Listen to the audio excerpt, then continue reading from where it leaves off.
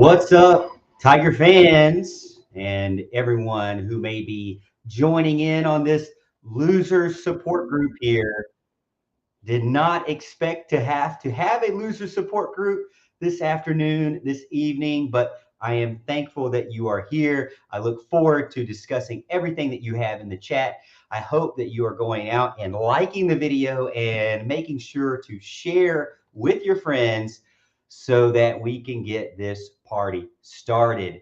This was a heartbreaker for Clemson fans, and one that we'll be reminded of for 365 days because it has been 7 years since the Gamecocks have beaten Clemson. My daughter, who is 7 years old, had never witnessed in her lifetime a loss until now. And on the flip side, I posted this on Twitter.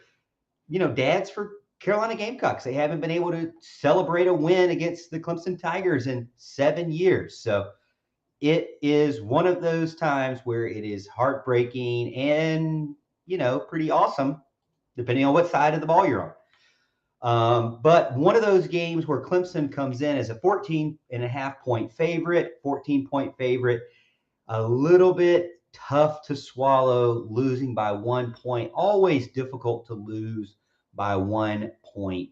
You never, ever really, I don't ever really want to lose by 1 point. I don't know about how you guys do, but I don't want to lose by 1 point to a rival. And I'm sure that you feel the same way.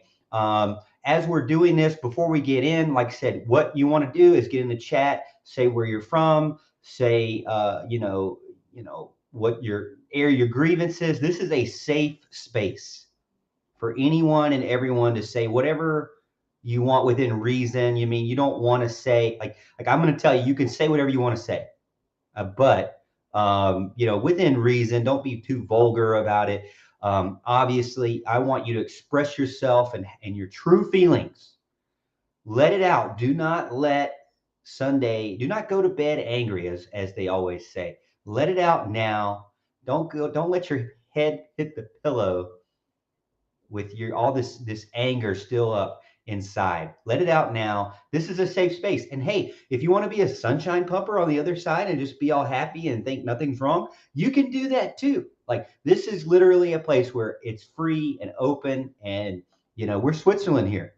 Do whatever you want within reason. Before we get into anything, I'm going to go ahead and share my post over on Facebook. If you all don't mind giving me a second while I do so, I'm going to share stuff over on Facebook and send it out on some pages here. Let's see. Clemson watch Hill Nation. Here we go. Post it there. Posting the video over on Facebook. And you know what I'll do? I'm going to also share this and post it. Oops. I'm going to share this and post it over on Twitter if I haven't already. I think I did. We shall see. Yep. It's on Twitter. So that's good. Maybe I'll try to sneak it in here and put it on TigerNet. For all you crazies over on the Tiger board on TigerNet, we will post. Hopefully we can post.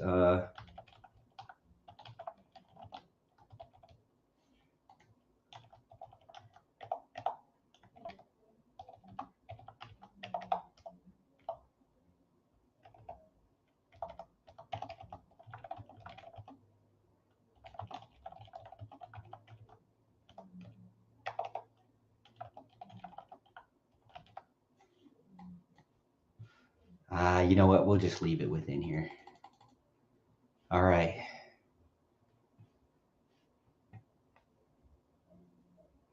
Okay, all right. So I got a lot of comments on Twitter I haven't looked at either. Got a lot going on.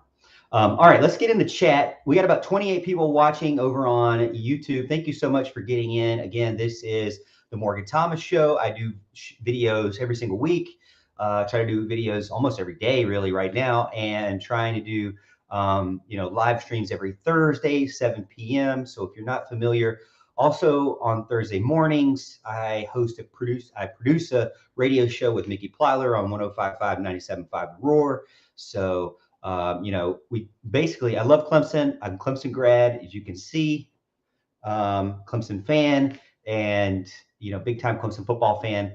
But obviously, one of the things that we do is a loser support group where you can put in the chat how you feel, and then we'll kind of go through things. I will post it, I will say it, and for better or worse, we'll just go through it. Like I said, I don't want you to go to bed tonight angry at how Clemson played. We'll go through some of the stats, and I'll pull that up as well. And I'm looking forward to the ACC championship game, to be honest with you. I still am. I know it was a tough loss, but I still am looking forward to that game. And I do feel like that, it's going to be probably be a good game. I look forward to anytime Clemson can win it, their league. I'll try to get into some things, some quotes that I'm seeing over on Twitter about some of the coaches. Some interesting quotes from post game. We'll go through that. We'll even play some video of it too. How about that? We got about 32 people over on YouTube right now. Thank you so much. Make sure you hit the like button and subscribe to the YouTube channel if you haven't already. But let's get into the comments here. Tiger Paw Craven gets in. He's the first on the board. He says, hate to be here under these circumstances. For sure, South Carolina beats Clemson 31-30 after being down by 9 points the majority of the game, really. Then they slowly, in the second half, really Clemson got worse as the game went on, and you never want to see that. And they found it at the beginning. They seemed to have some sort of something going, and a lot of momentum, a lot of excitement, and then they just lost it. I mean, South Carolina was able to continue to have success and do better, and Clemson continued to shoot themselves in the foot. Clemson lost to Clemson, but South Carolina also came in hot, as we mentioned this week. Coming in, they were going to be, they were going to be confident, and they were.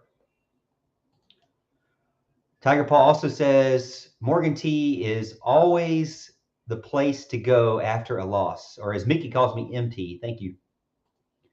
Had to go get dinner and go get gas and come home from my dad's house. I watched it at my dad's. I feel like putting a hole. This is from Hunter Goatfro. Hunter Goatfro. By the way, Elf photo as well. Really nice, salute to the holidays. My family, my wife and daughter are watching Elf right now. I feel like putting a hole in my TV. Do you feel the same way? Do you when you go through a disappointing loss or something that happens in your life disappointing? Do you kind of like shell up or like try to go into a corner or be alone? I typically, when I go through difficult times in life, I try to kind of separate myself sometimes, just kind of be quiet, even though I'm very talkative. A lot of people can know when I'm not doing good is because I just don't really want to talk. I just rather not. I'd rather just kind of be by myself, go work out, go drive around. I like driving around a lot. Sometimes I'll get lost in a video game here or there, and just try to forget where I'm at. Maybe that's a good idea. I wouldn't say put a hole through your TV though. That would be an expensive change, even though TVs are probably on sale right now, considering Black Friday and Cyber Monday. Maybe you're due for an upgrade. Maybe the hole is there. Maybe that opportunity is there for you. Tiger Paw says, same, Hunter. So you have some people with you there. You get angry, you get violent. I would hope not too violent now, Punch a pillow, maybe. Tiggs gets in, says, WTF, can we find a secondary that can play? Sure doesn't look like it at all. I really hadn't thought about the secondary too much because I feel like there's so many other frustrating things that happened. The secondary, that Spencer Rattler threw for 360 yards, 2 touchdowns, 2 interceptions. I don't know if I necessarily feel like the secondary was the main thing that I thought of off the top of my head. I mean, you can only do so much as a defense when you're constantly out there on the field and your offense has no pulse.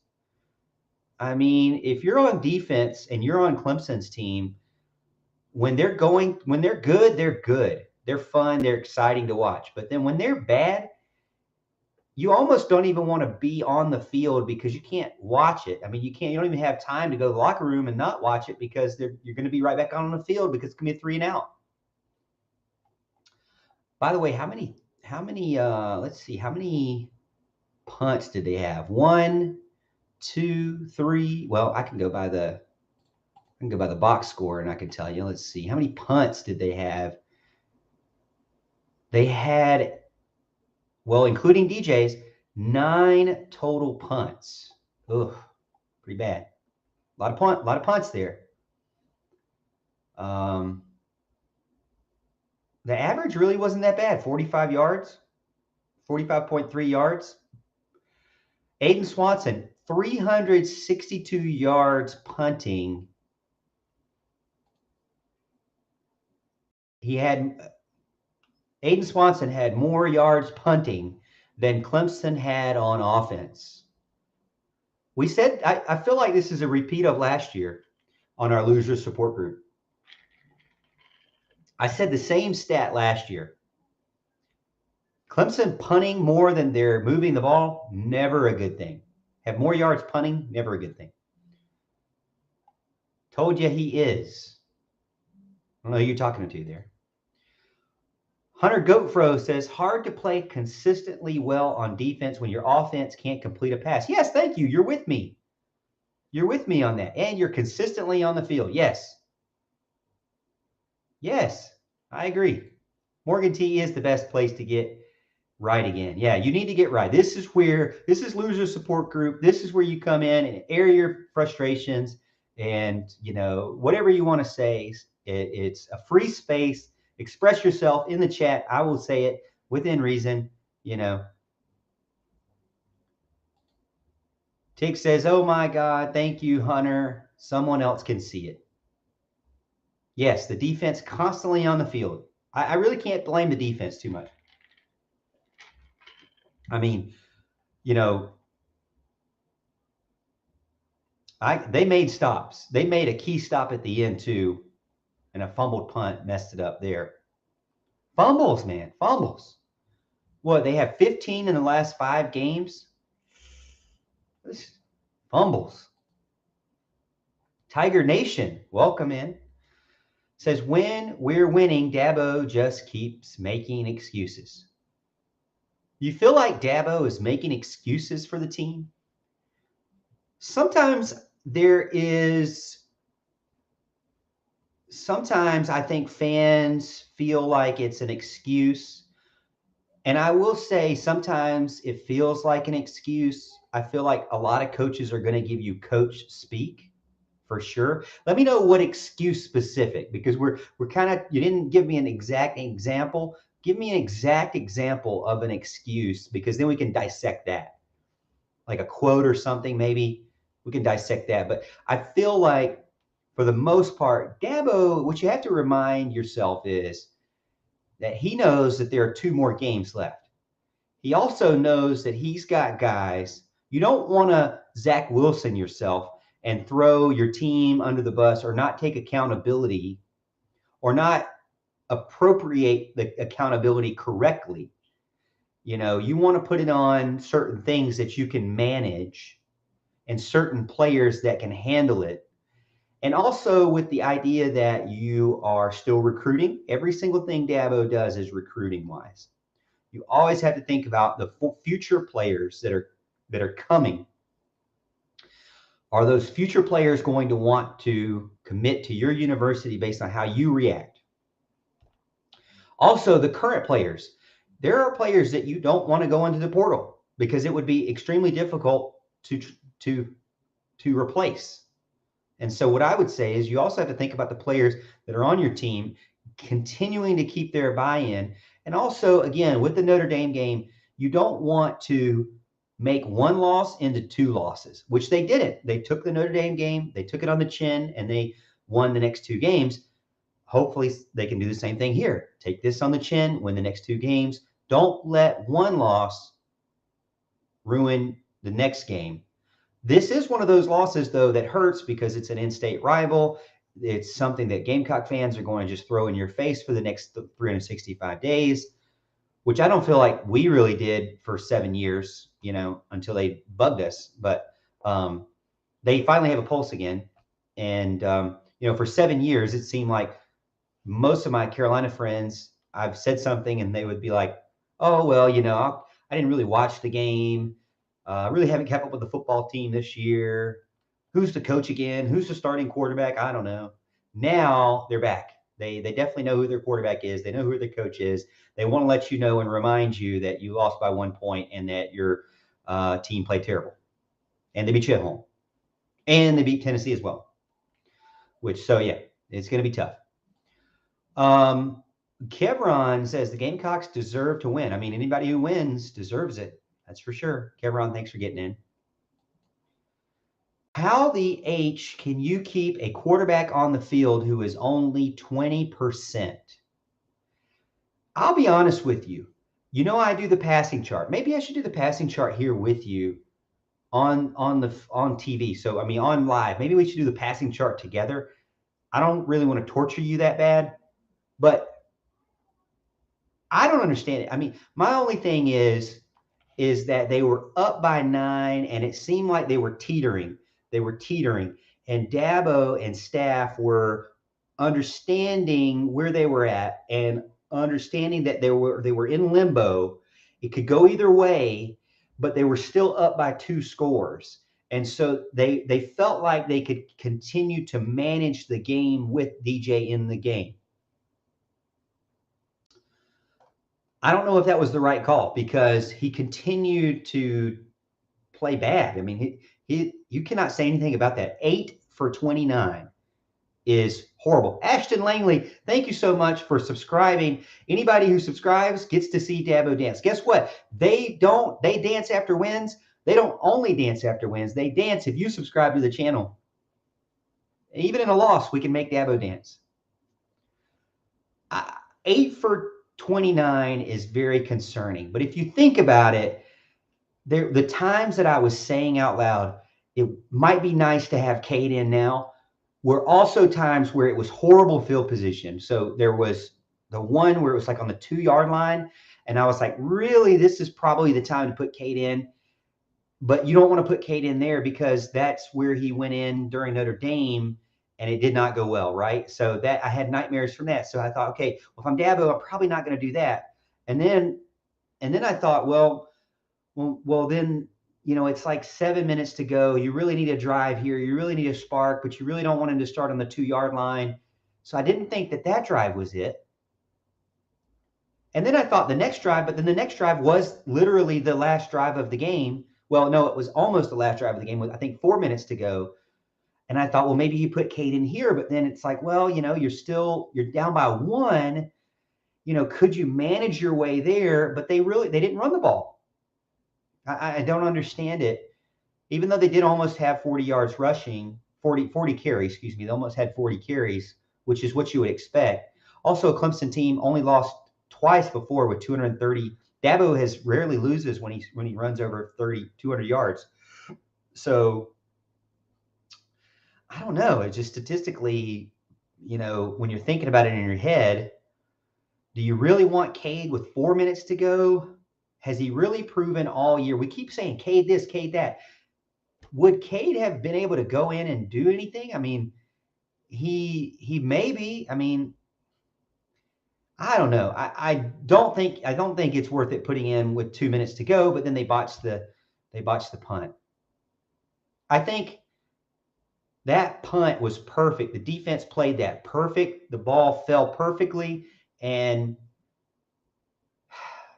Antonio Williams just missed it. And it's tough because, again, as Dabo's standpoint, he's a true freshman. You don't want to beat that guy up too bad because he is a star. He's already a starter. He's going to be an elite player. He's going to be on your roster for many years to come. He's going to be what you need to build around. He's a good wide receiver in a not so good group. And so you want to continue to build him up because he is not a guy that you want to lose, right? I mean, mentally or physically. 8 receptions, though. 5 people targeted. Not one catch from Davis Allen. Not one catch from Davis Allen. Bo Collins had a really good start to the game, then got injured. I don't know how you keep. I mean, to me, like I said, let me know in the comments what you think. I mean, you keep him in, but I just don't know if there was a right time. And then it goes back to, well, should he have been in anyways? I mean, should Cade have? Should the future have you been looking to the future already anyways from the previous games? Maybe, I don't know. When did Streeter stop running the ball? Well, let's take a look at the play-by-play. The last series, the very last series, he ran 5 plays for 20 yards. Will Shipley ran it for 2. Pass complete to Will Shipley for 3. Incomplete, punt. So 4 passes, 1 run. The play before that, run for Will Shipley, interception, DJ. The play before that, run for DJ, pass incomplete. So you ran the ball on first down 3 drives in a row and passed it on second and passed it on third. So we're now at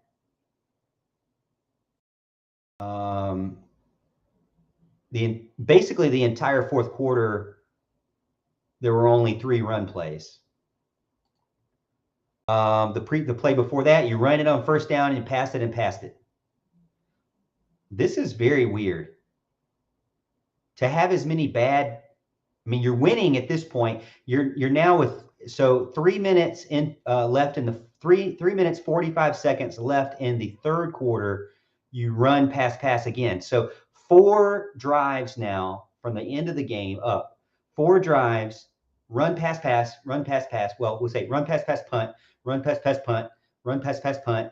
No, excuse me. Run pass punt, run pass punt, run interception, run pass punt. And then before that, the touchdown was run, pass, run. No, pass, run. That's what it was. Pass, run, run. Does that make any sense? What am I saying? It looks like, to answer your question, Edward, that it was the 3 minutes, 45 seconds into the third quarter, they gave up on the run. After the touchdown to go up 30-21, they gave up on the run. So they were still winning the game when they gave up on the run. Goat says the entire second half. Well, I haven't gone any further, but Morgan the Goat, thank you. Shipley had 3 total carries after the half. 3! Well, I've already counted the other 3. Let's see. So there's 2 more series that I didn't count. So the series before that was a punt. So it was run, pass. No, excuse me. Run, pass. So 3 runs, 3 passes. So balanced. And before that, run, pass, punt. This run pass is not working out for them. Why? It was the entire second half. As you mentioned, there were only one drive where you could say that they had a balance. The other drives were running on first down. Running on first down every single drive for an entire half. Every single drive. Unacceptable, man. I mean, that you don't want to be predictable, right? I cannot mentally or physically tolerate this offense anymore. Are you that way? Do you agree with Hunter? Goatfro? Anderson, SC, Nashville, Tennessee. Get in, let me know where you're at, where you're from. Express your feelings. This is an open and free space for you to get in. I hope we have a quarterback change soon. Do you feel the same way? Is now time for Cade Klubnik going into the ACC championship game? Is it DJ's fault that they didn't run the ball in the second half? That they forced it on his shoulders and he couldn't rise to the occasion? Fire Brandon Streeter. DJ shouldn't start the ACC championship game. Well, you just said that. I just said the question. That's what you think? Do you agree? We need an entirely new scheme on offense that is very clear. So even winning 10 wins, even winning 10 games, the offense is not the offense. We know, even winning 10 games, the College Football Playoff Committee told us what their criteria is. And it is look like you have an identity and you know what you're doing and you're confident and you're beating teams that you're supposed to be beating well. Clemson cannot do that. Not consistently. They can every now and then, but not consistently. Gaffney, South Carolina. Edith, still alive, very, very unhappy, but still here. Edith, I believe, is our oldest fan. She is the show grandmother. Edith, you are officially our honorary grandmother. Thank you so much for being a part of the show. I know you just got part of it. This is a free and open space. We're not going to give any judgment here on the loser support group. Don't have to do many of these in the Dabo Sweeney era, but this is a free and open space for you to vent your frustrations, air your grievances, comments, suggestions, complaints, emotional outbursts, whatever. I will also say this. Make sure you hit the like button and subscribe to the YouTube channel if you don't mind, if you haven't already. And if you really feel really good, share it with a friend. That'd be awesome. I want to shout out Morgan T. Thank you. I'm from the heart of Carolina country, shaking my head. Yeah, you're going to have to deal with it when you go to the grocery store now, man. I don't want to see DJ play anymore for Clemson. I wish him well, but it's time to move on. Play Cade the rest of the season. Do you agree? Disagree?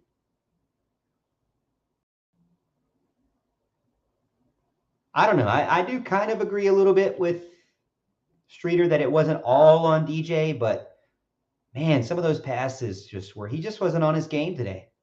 He has glimpses, but I do agree. We've seen, I think, unfortunately for DJ, he's just, he's doing the best he can do. I don't necessarily know if he's always in the best situation. I don't necessarily know if he makes the right decision or not. I don't know what the play is called. I do feel like he's trying his best. I really do. I think that's what makes it even more concerning is that he's just trying his best.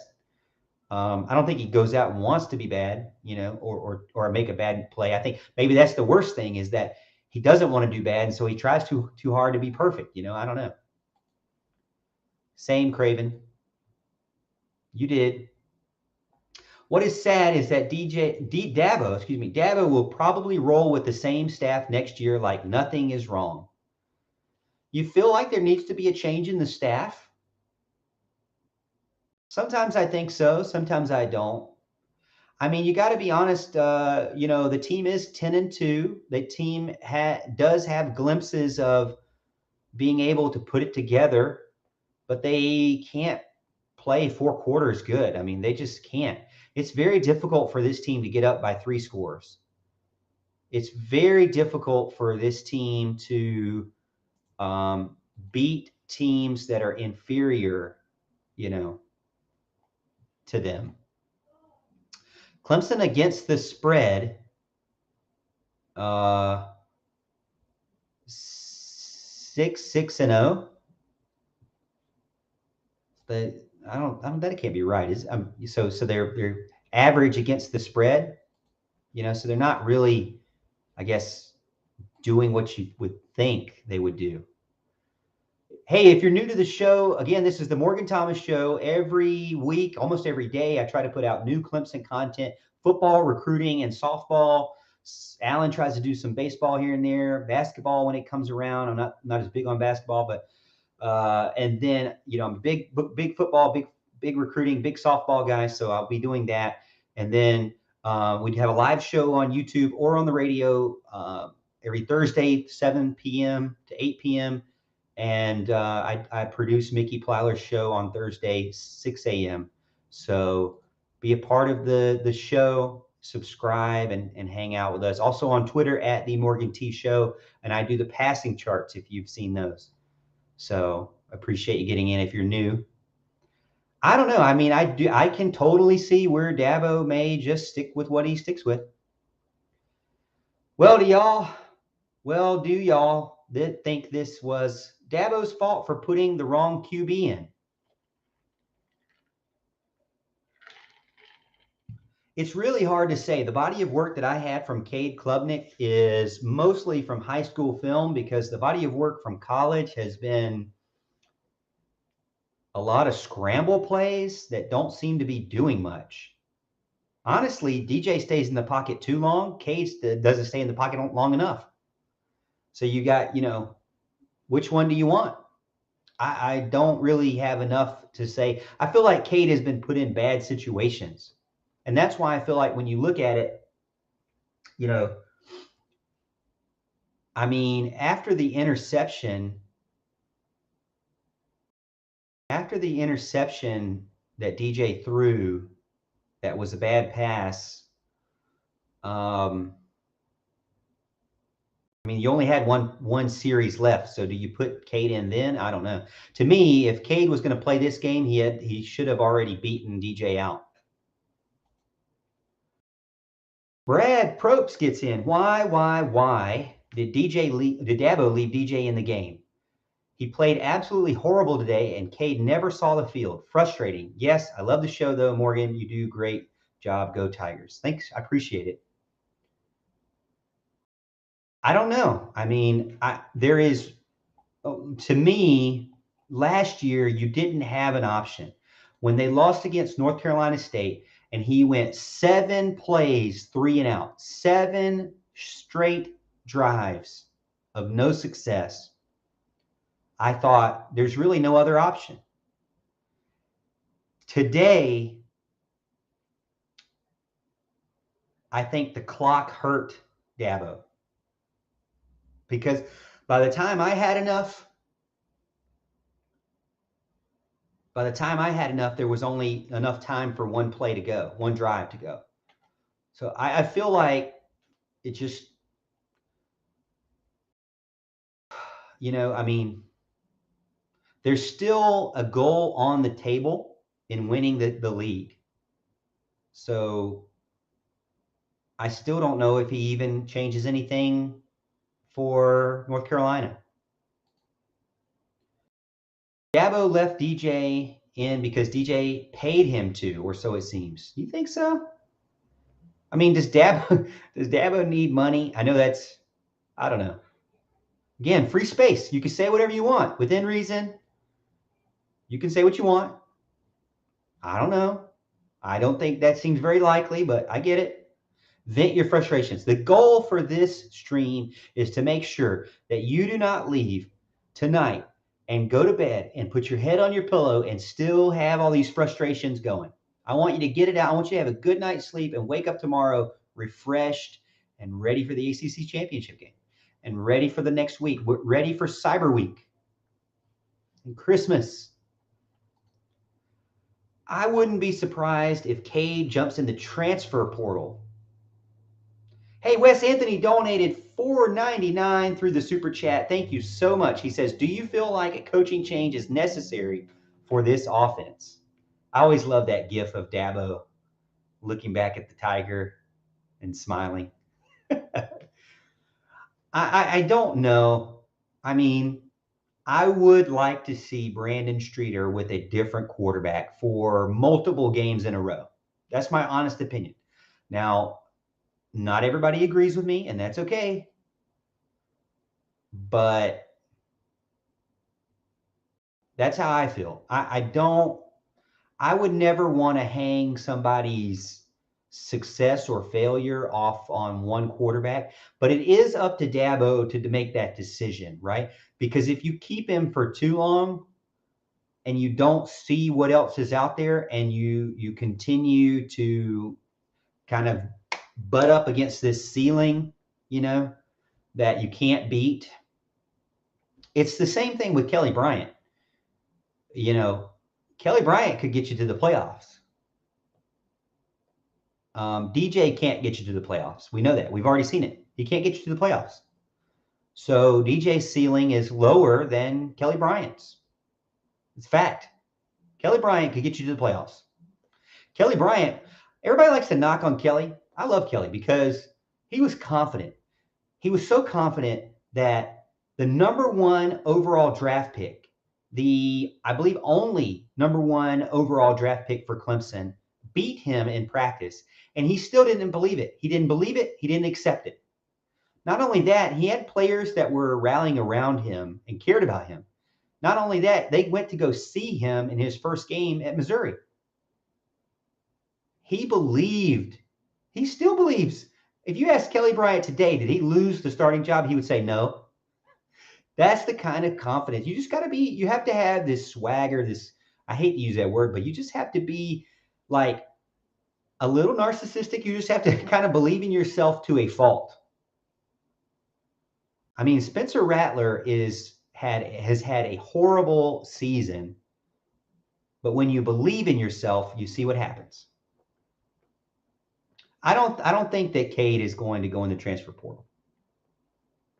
I think that from what I hear, Cade's family enjoys it here. Cade loves it here. He's always really enjoyed Dabo, and he's going to see it through. Receivers still dropping passes and not getting better. Our best receiver is a true freshman. That's on the offensive staff. That's definitely on recruiting. That's definitely on recruiting and development as far as wide receivers go. You're right. I mean, some of the drop passes were bad passes, which I'll go back in my passing chart and see. Some of the drop passes were bad. Some of the drop passes, I remember EJ Williams dropping one, but then when you see EJ Williams drop one, you kind of like, well, he's going to drop one. I mean, EJ Williams has way more drops than he has even catches. I think EJ Williams has more drops than he even has like time on the field. He's also to me like a mental game. Like he's a lot better than his actions. I think EJ is a lot better than his actions.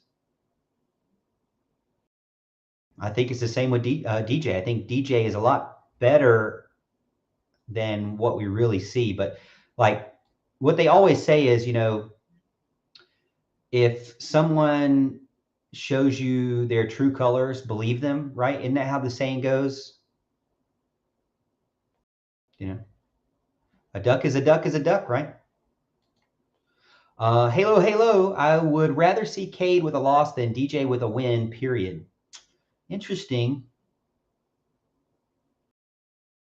I mean, just win, baby. I don't think we would really accept that for very long, to be honest. Listen up, 105 people live right now over on YouTube. If you're new to the channel, every time we lose a game, unfortunately, every time Clemson loses a game, we do a losers support group where you can come in and air your frustrations in a safe space. I just don't want you to go to bed tonight angry or frustrated or without venting out how you feel. They say never go to bed angry. This is where you let it out, because tomorrow is a new day. Enjoy Sunday. Enjoy the preparation to the ACC championship game, because they can still win that. Whether or not that's enough for you or not, it's your standard. Best is the standard, not Morgan is the standard. Are they doing their best? Maybe they are doing their best. Maybe this is the best. To me, I don't know. I just think they're way too inconsistent to even know what their best is. Receivers can't get better when there's no rhythm to get them going. I started tweeting that in the second half, even when they were winning by 9. I said, you know what, it doesn't feel good. And then, Dan Mullen at halftime says, oh, they're really settling in. The Tigers are settling in. I'm like, I don't feel that. I couldn't even drink any water. I was to the point where I didn't feel that good about how they were playing. I felt nervous enough. Eagles Rule gets in for $1.99 in the super chat. Thank you so much, Eagles Rule, for supporting the video. We don't have sponsors this year, but I appreciate it. Thank you so much. Does DJ start next season or transfer? My honest opinion is DJ hasn't made a decision where he wants to go. If DJ wants to stay, then I think the offense needs to change to fit him.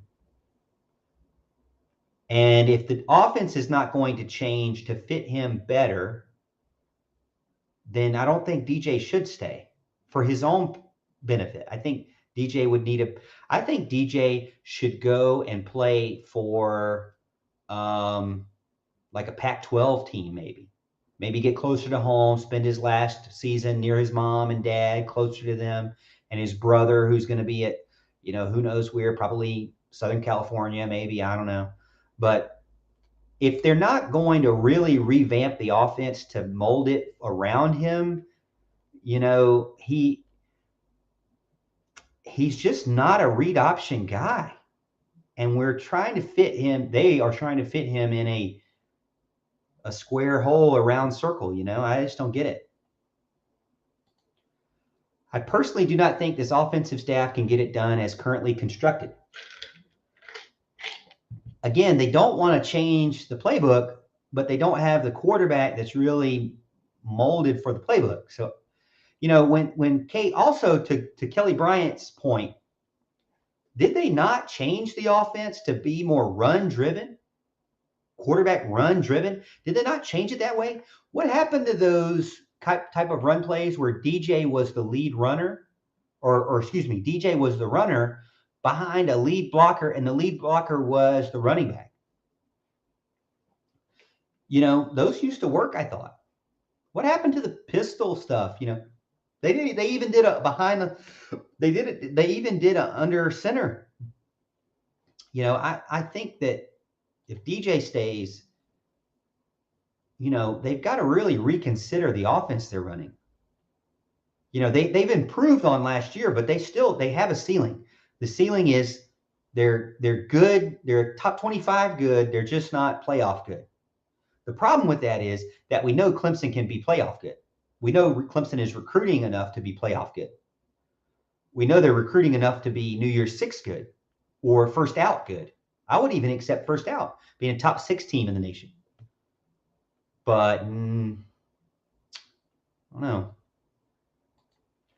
Matthew Williams gets in and says, I find it hard to believe recruits want to come play in this offense. I could see it both ways. I could see, man, this offense is tough. Clemson did have a few running backs for the 2023 recruiting class come watch the game today. Wonder how they feel. What I would say is, you could look at it that way, or you could look at it as like, you know what, this team really needs help, and they could use somebody like me. They could use somebody like me, and this bodes well for me starting early. I know Dabo says you got to earn it, but if your offense is really good and the guys are staying around, if you care about playing time, you have a less chance of an offense like that versus an offense where they're struggling to find an identity and you're a really fast wide receiver. There's always going to be guys that want to be Clemson Tigers. That's for sure. That's always going to continue to happen. Clemson's going to get those guys. There's always going to be guys who said, you know what, Dabo's a really good coach. Clemson's going to get those guys too. I mean, if you look at it that way, why did Taj Boyd ever come? Why did CJ Spiller ever come? You can always position it one way or another, right? You can position it as, hey, we're awesome. You can come be one of the best. Or you can position it as, hey, we're not where we want to be. You can come be that missing piece. And both are true. I need to get a life. Shouldn't be this mad over a football game. Oh man, you just made me say that out loud. Maybe I'm speaking. Maybe you were trying to help me get through. Isaac Smith likes that too. Cade should have been named the starting quarterback after the Notre Dame loss, giving him time for South Carolina in the ACC championship game. Now, Star Court, Food Court, I'm liking that thought. I think if you're really going to make a decision this year at all, you really need to start building him up to this game. We've already seen throwing him in late in the game, typically not a good thing. Looking at teams like Ohio State, who lost by 24, I think. Oh, by the way, as bad as it was today, Clemson lost by 1 and shot themselves in the foot a ton. Okay? Clemson lost by 1 against a rival who just torched the Tennessee team and shot themselves in the foot and had plenty of chances and was leading by 2 possessions majority of the game.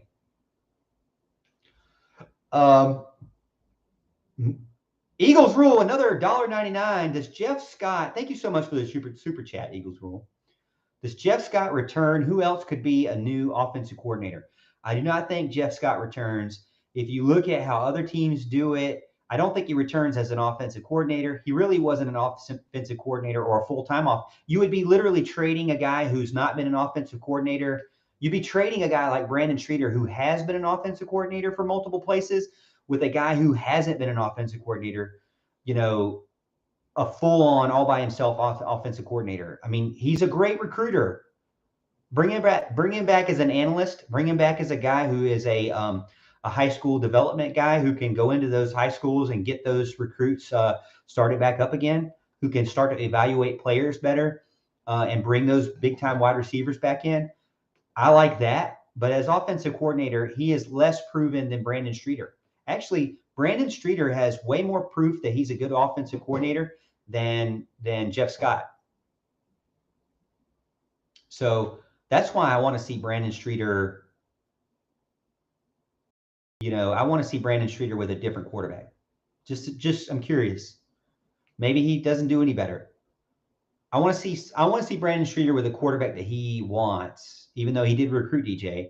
It seems like DJ is just not a good fit for the style, I mean, I think also they just went away from their bread and butter. They went away from DJ running the ball with the passion, with aggression. You didn't see any DJ runs really like that. You saw them in the first half. They also went away from Antonio Williams in a motion. Pre-snap motion, Antonio Williams killed them. First half, a bunch. They lost that again. That's the problem with the offensive play calling, is that you see things that work and then you never see it again. Never see it again. And then you see other teams beating your defense when you can't beat their defense. That is coaching. Other teams, the Clemson's defense is better than South Carolina's defense, and other teams have now done better than you. Some of it's on DJ, though. Some of it's on Streeter. Some of it's on wide receivers.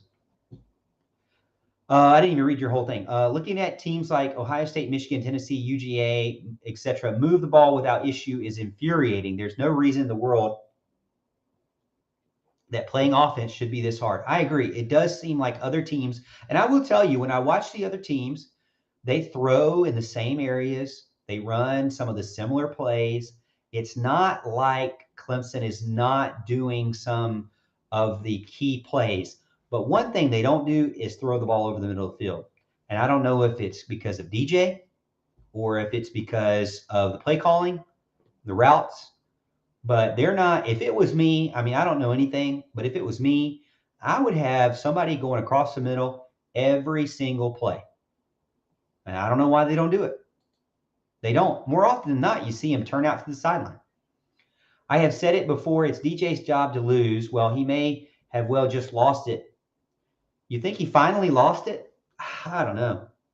10-2, 28% completion. Oh, that's bad. That is bad. There's no way to sugarcoat that. Isaac Smith, I hope we lose the rest of the games this year to hopefully finally convince Dabo a change is needed. Ooh. I don't know if I would go as far as saying I hope we lose.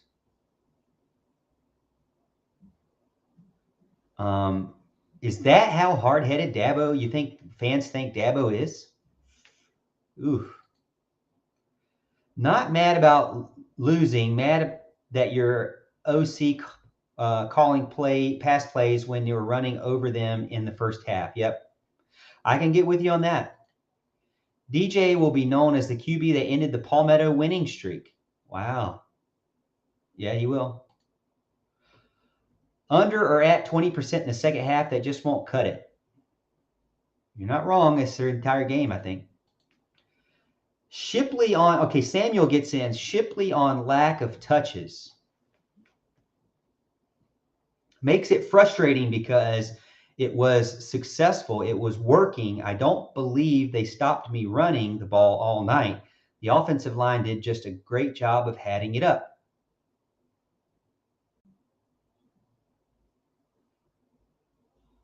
Now that's got to make you feel bad. Now I know Will Shipley is a Tiger through and through. He's not going anywhere, but 15 carries, 131 yards, 8.8 average, 1 touchdown. And he had a 47-yard run.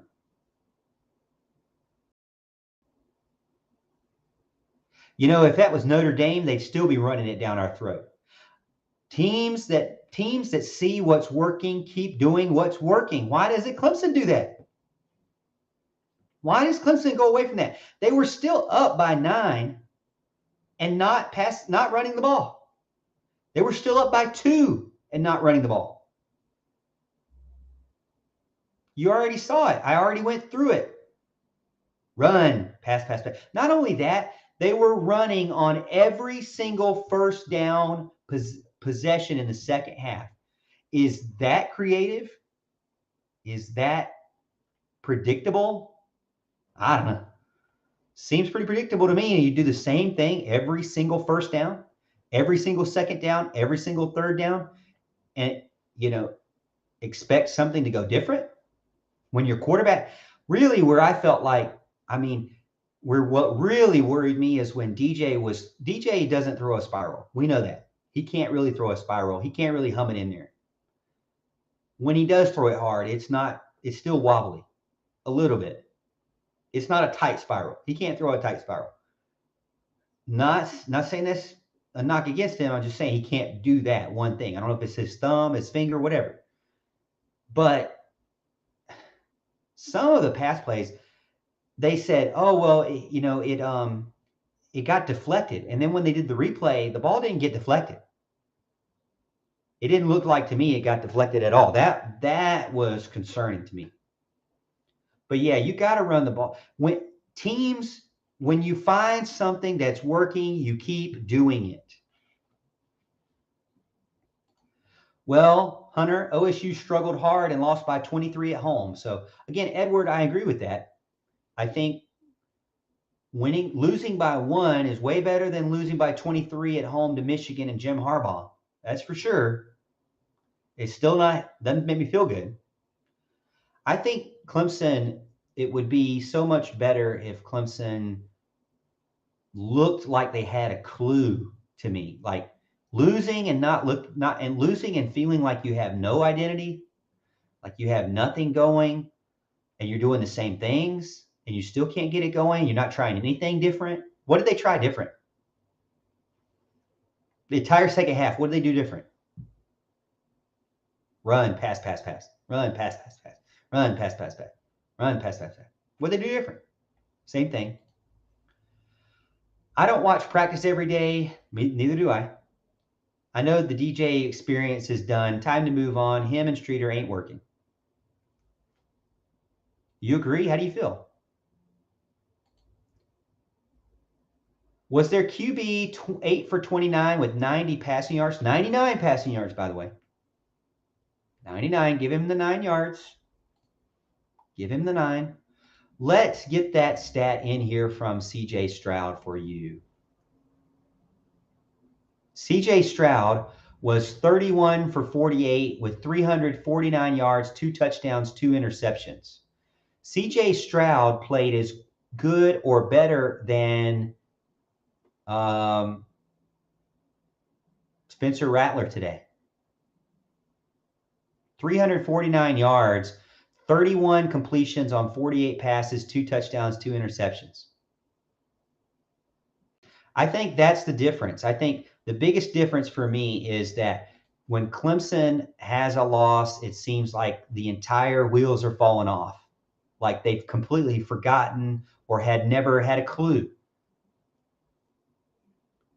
I mean, I'm seeing Michigan here with Donovan Edwards and Blake Corum run all over people. And I just don't understand why Clemson can't do the same or similar. Clemson has 2 really good running backs. Clemson had a really good series where they scored their last touchdown, where it was another punt that was going to put them on the far end of the end zone, but Antonio Williams did not fair catch it smartly, and then he made it to the 50-yard line. And then they did this series where it was Maffa, Pace, Shipley. I love that series. I thought that was a great play call. I thought that was great. And then they never did it again. To me, Maffa to beat you up because he can get 6-7 yards every single time. Kobe Pace to spell him, and when Pace gets 2 in there, Shipley.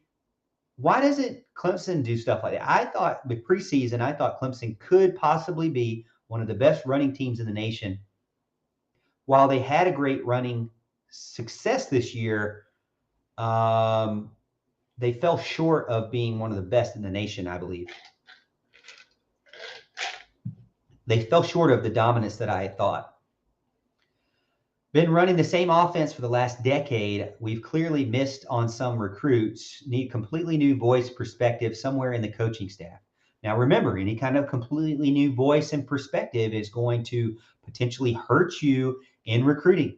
Clemson currently has 23 total commits. A lot of those guys are wide receivers. Tyler Brown looks really good. Hannafin looks really good.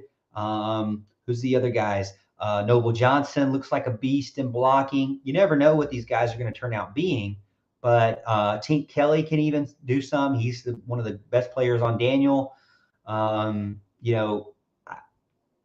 If you make any major changes, you could potentially lose players that are your future. So you have to think about that too.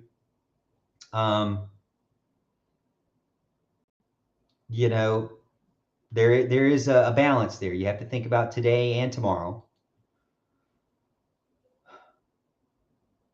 Lost by 23. Miyagi, Fang Karate 89. What's up? Man, Clemson needs an overhaul on the offense. Michigan is way better than South Carolina. We kept the defense on the field the whole game. That's going to happen.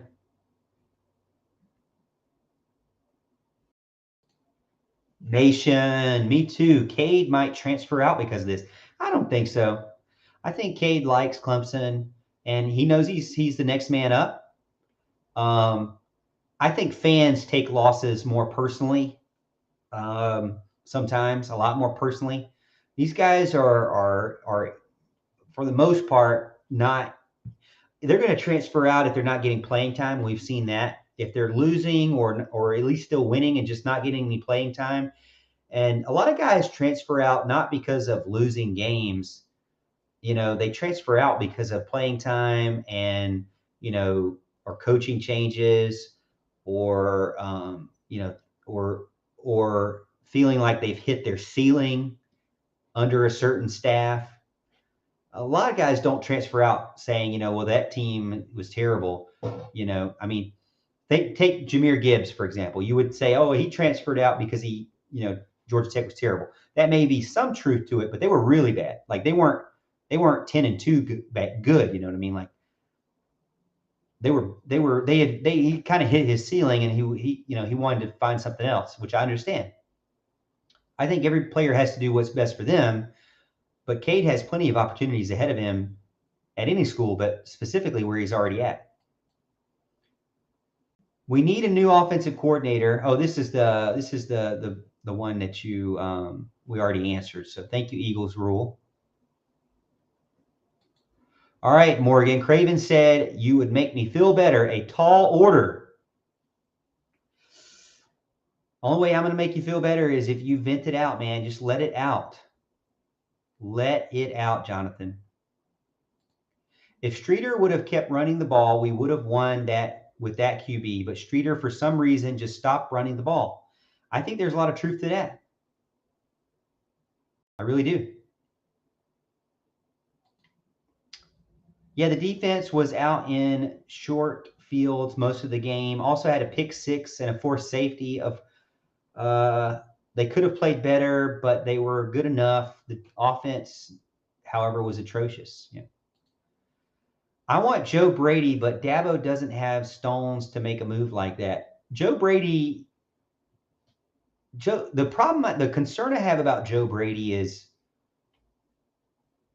he kind of got lucky. He kind of fit in with Drew Brees, and then he fit and hit on two of the best wide receivers in the country and one of the best quarterbacks in the country. So he kind of hit there. I mean, those guys are lighting it up in the NFL right now. And then when he went to the Panthers, he imploded. I don't know. I don't know where. I can't remember where he's at now, but I just worry about. It seems like he was good because of the talent around him, which you could say for the guys that Clemson has had. Have we noted the 8-29 stat? Yes, we have, Jonathan. The 8-29. Terrible stat. The passing chart's going to look terrible.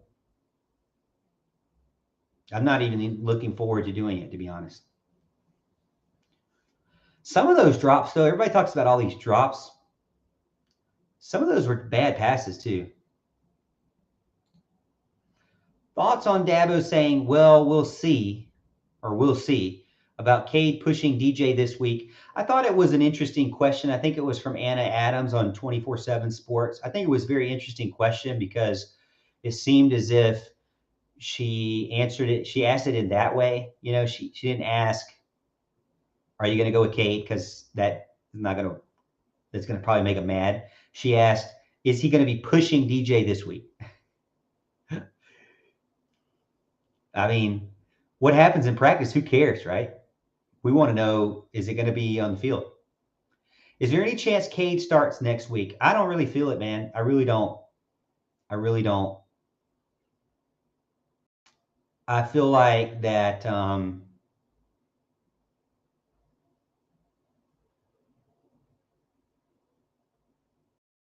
I feel like DJ has gotten you to this point with an ACC championship game on the line, and you go with him. Cade still hasn't had a lot of experience. Putting him in an ACC championship game when they have a chance to win it is tough for me to say. I think this team can win and could have won this game if they would have called plays better. I mean, many of us have already said it in the chat. This game could have been won minus the fumbles and minus passing the ball the entire time in the second half. Why are we punting so much? Offense sucks, James says. I don't know, but they had more punting yards than they had offensive yards. That usually happens to Clemson, it seems. Hey, we have about 102 people over on YouTube. Thank you so much for joining in and being a part of the show. I hate that you have to join here on a losers support group, but here's the deal. Losers support group is after every single Clemson loss, we talk about and vent our frustrations, thoughts, comments, questions, concerns, emotional outbursts, good or bad, sunshine or fire them all. You can put it in the chat. I will read it within reason. And it is a safe space for you to discuss the Clemson Tigers. The key being a support group. We're here to support you. So let's not beat each other up in the chat. We don't want to be like Facebook. We want to be better than them. And another thing is, if you like the video, make sure you like the video. That would really help. So if you get a chance, hit the like button and then subscribe if you haven't already, because I put out Clemson recruiting football videos, football recruiting, football in general videos. Let me know what you think. Hey, everybody that's watching, let me know what you think about the Can Shane Beamer beat South Carolina or beat Clemson video. I did it in a different style. I watched this guy, I think his name was Scott Fisher, and he does these like YouTube documentaries that are basically like slideshows that are, where he voice overs them. He does a voiceover, I guess. And so I tried that for that video just to try it. It took a lot longer to make than my 5-minute videos. Let me know what you think about the 5-minute videos too, because I love doing those and I could pump those out really quick. At one point in the game, Shipley had 12 carries for 112 yards, finished the game with 15 carries. Maffa had 7.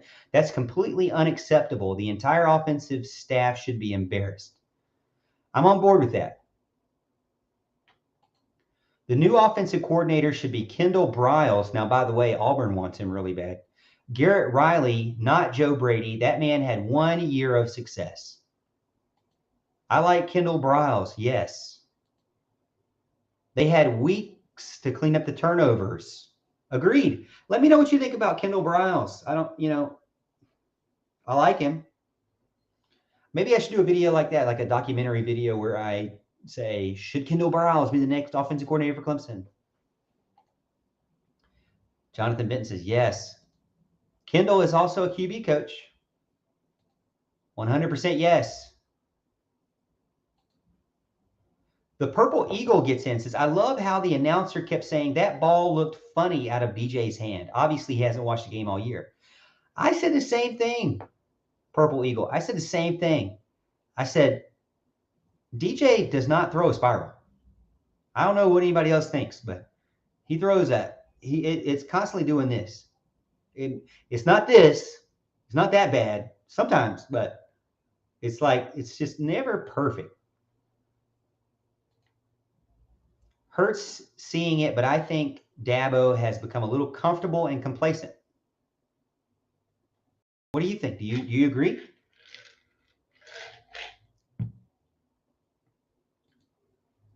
We have the best quarterback room I've ever had, but when DJ is obviously struggling, won't bring it in a backup.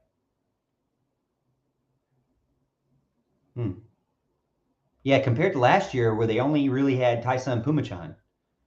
And it was understandable not bringing him in then because he wasn't really that accurate.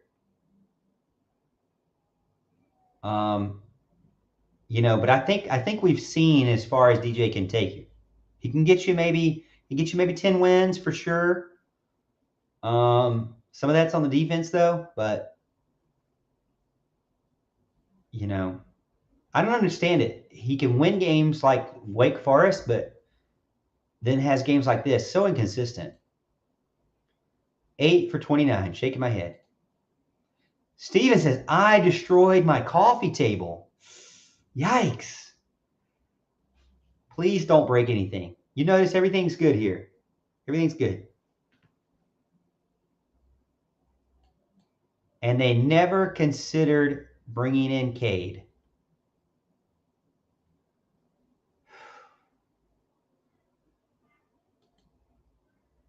Should we put in Cade for the North Carolina game for the experience? I think there's still something on the line there. I don't know. Let me see if I can do a poll. Let me see if I can do a poll here. Let's see. I think I can. Let me see. Start a poll. Okay. Should Clemson start Cade for the ACC championship game versus UNC? Question mark. Yes or no? All right. The poll is live. Get in there in the chat. I got the poll up there for you. Should Cade? I will give you the answer. I'll give you a few minutes here. We got the poll going. Yes or no?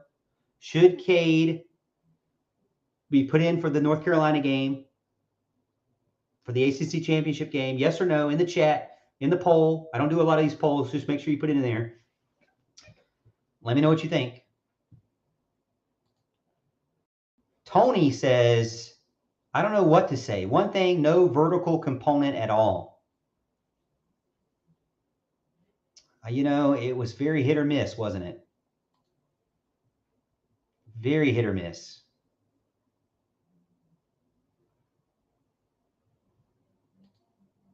The punter was their weapon, averaged 50 yards per punt. Wes, I think you're right with that too. The punter was a big deal.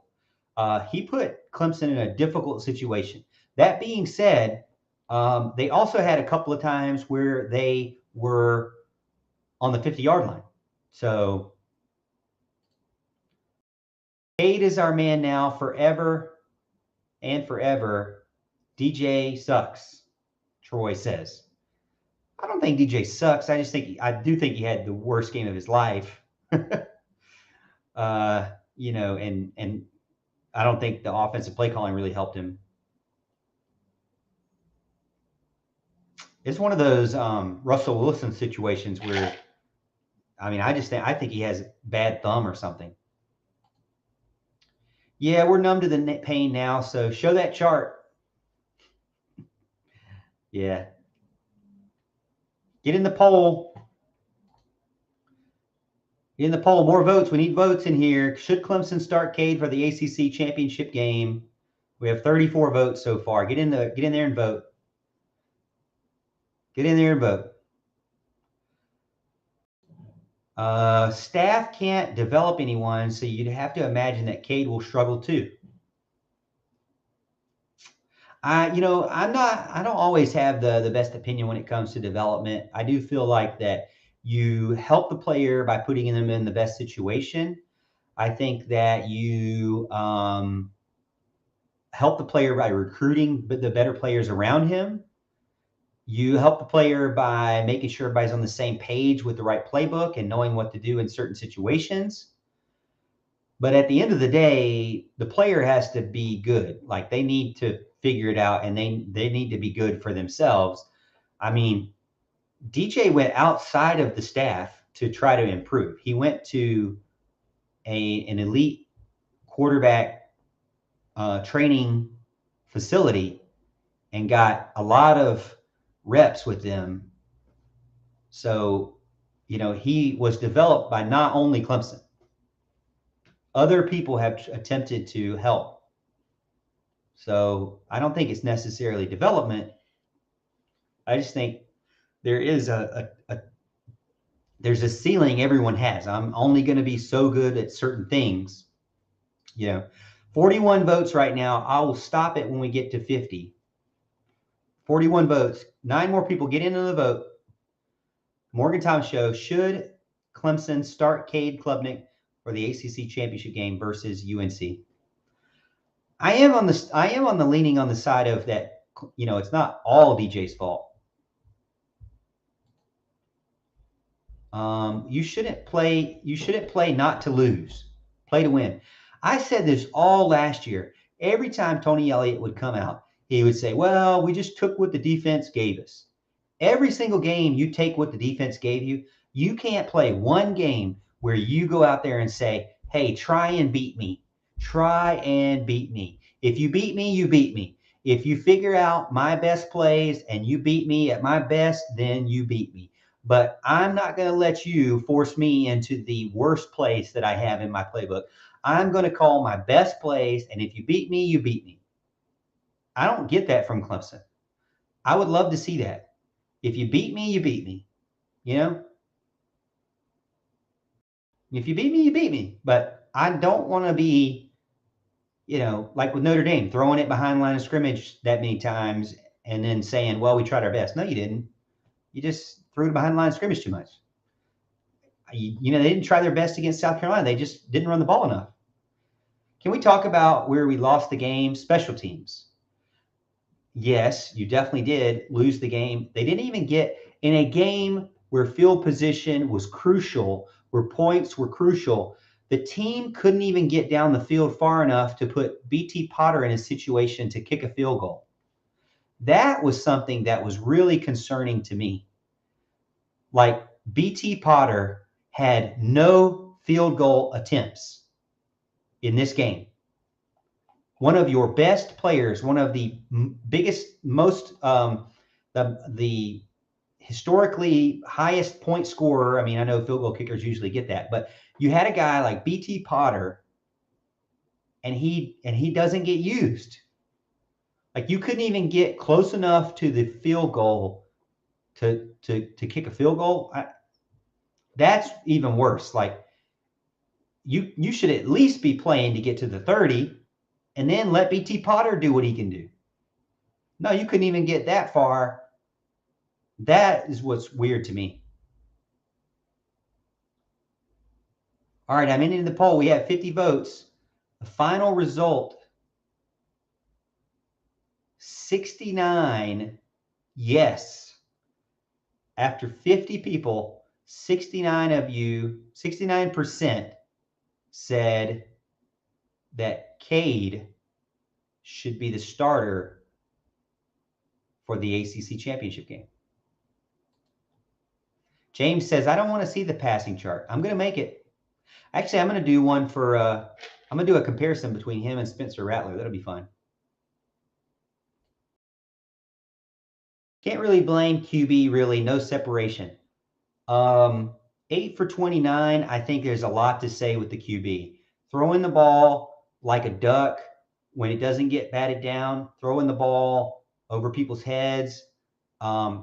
That ball that was thrown way high and behind Phil Maffa, that they called an incomplete pass, was for sure a backwards pass. You can't tell me. They say that was lucky. That was luck that it was not a backwards pass by inches.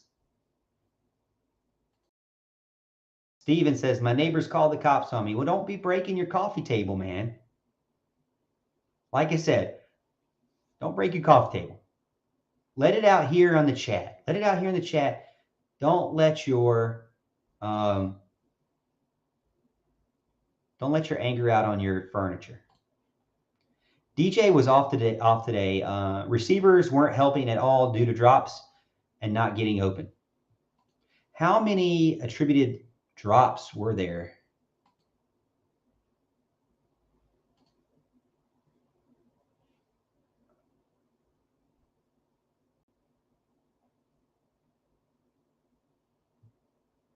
There's a stat for drops. I got to find it.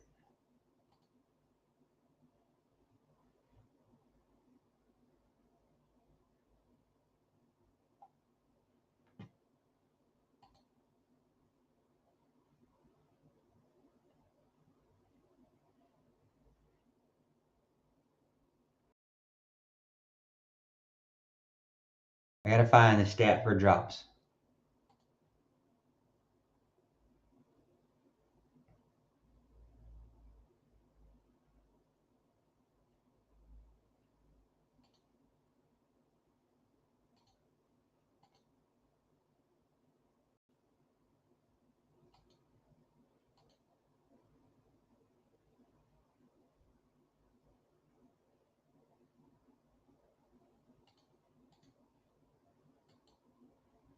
It's going to take me a second to find the stats for drops, but I know it's somewhere.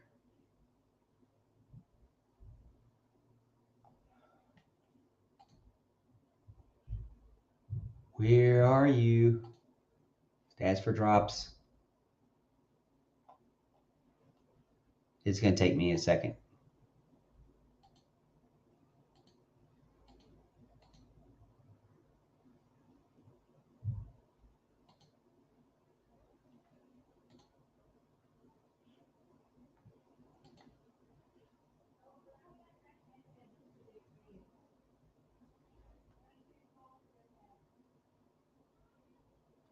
I don't have, yeah, doesn't look like they have it up yet.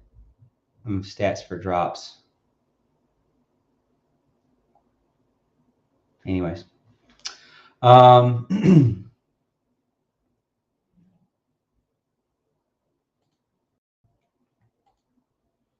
right, go back to the chat. After going up 14-0, Streeter called 3 runs, resulting in a punt. That was when it started going downhill. Can't play, call safe. Should have kept the foot on the gas.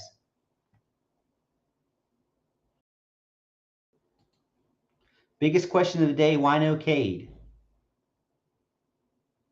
Yeah.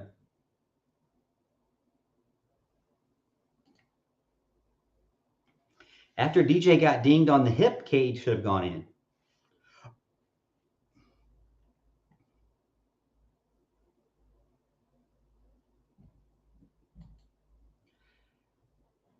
Dabo needs to swallow his pride and get some skill position players from the portal. Our main cast right now, outside of Antonio Williams, blows. I don't know. There's more players than that for sure that are available. I think that he does need to take the portal more seriously. If you miss in recruiting, that's where the portal can play a big role. Everybody's going to miss. You're not going to be perfect. So when you do miss, that's where the portal plays a really big role. One loss prior to rushing for 200 yards prior to today. I believe Cade could have won the game, to be honest. I don't know. Cade couldn't have been worse, though. Well, maybe that's true. Cade couldn't have been worse, maybe. If they'd been putting Cade in earlier this season to prepare him, we would have known more for today, but they didn't do that. That's true. I don't think they would really put him in the best position to be ready for that environment at the end of the game, with the game on the line. It would be better because he was at home, but it's so late in the season.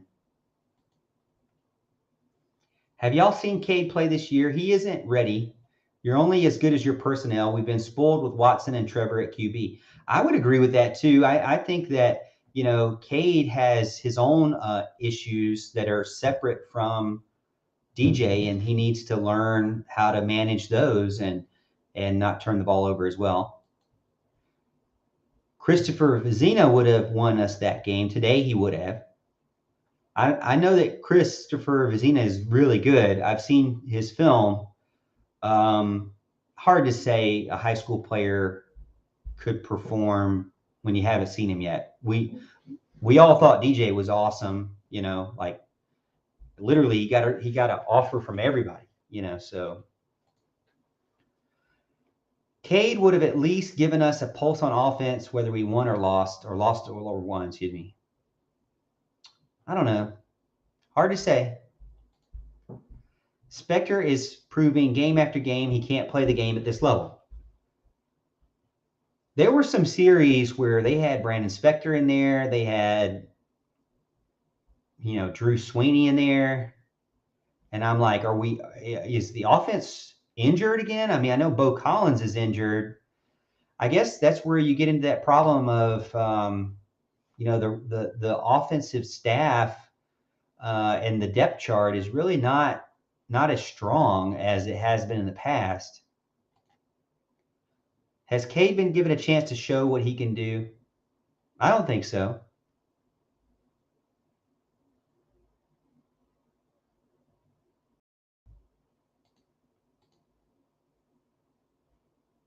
Yo.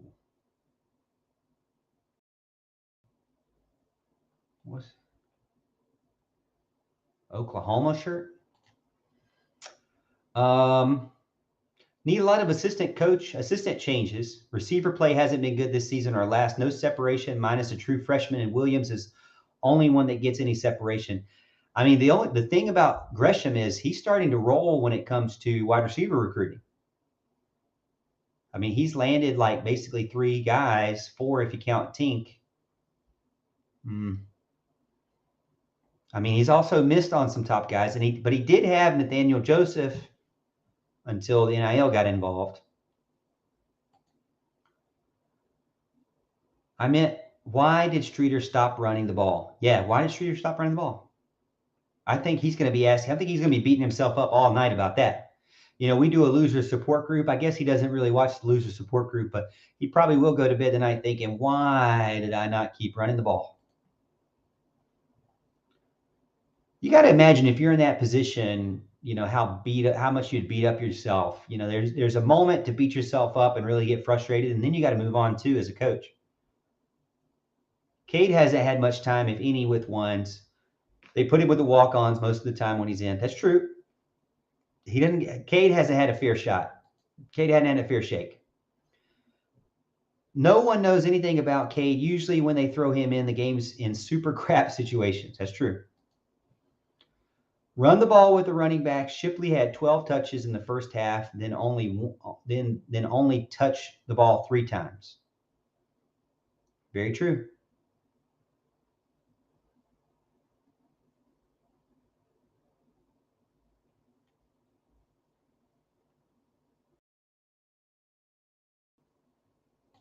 Ernie H gets in and says lost. I'm assuming he's either an Ohio State fan or a South Carolina fan, and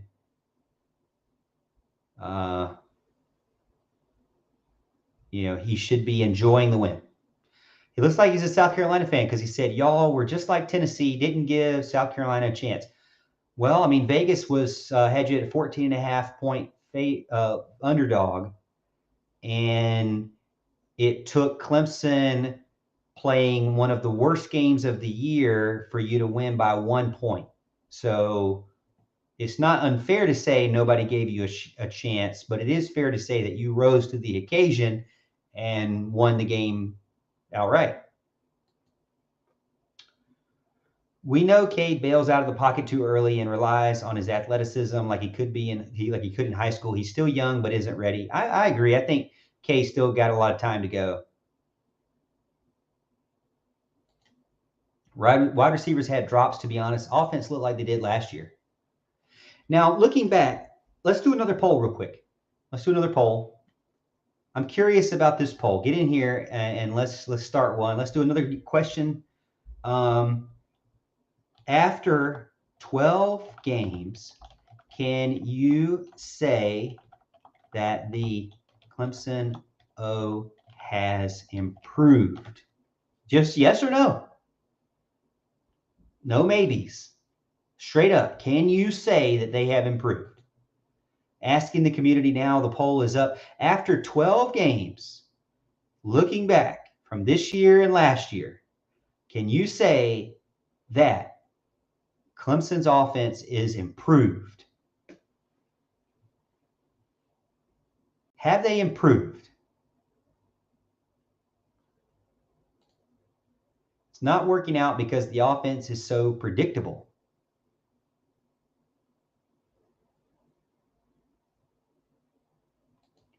I'm done with this offense. Hey, Phillips in North Dakota. Big shout out from North Dakota. Thank you for getting in.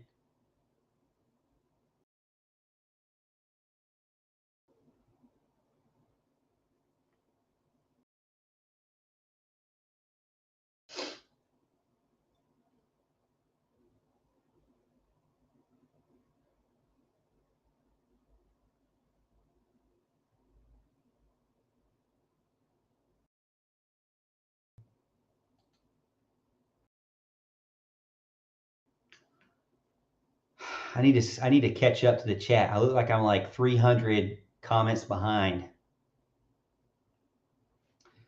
Let's see how many votes do we have? Let's get some more votes in. 28 votes in on the poll on the chat.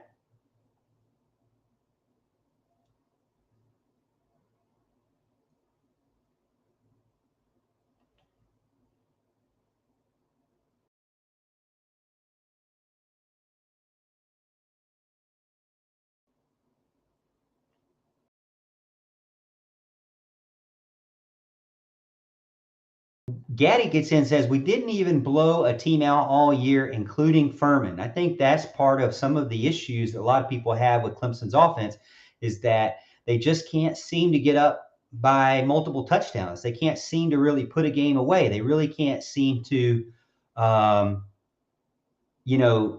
put the nail in the coffin, if you will.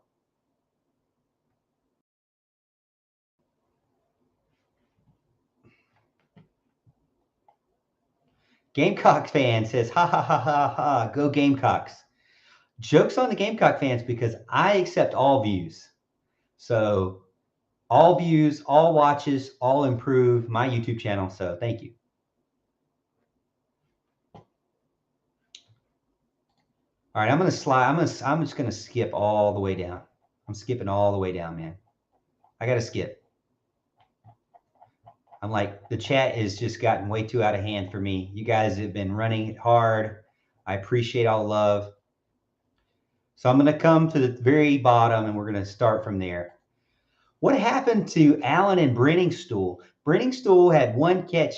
Davis Allen had no catches. That's got to be one of those ones where they're really beating themselves up over. A team that does good when their tight ends are involved seem to not use them at all. I don't understand it. It doesn't make any sense to me. Two of some of your best players, when you're struggling to find wide receivers, you decide not to throw it to any of your tight ends consistently.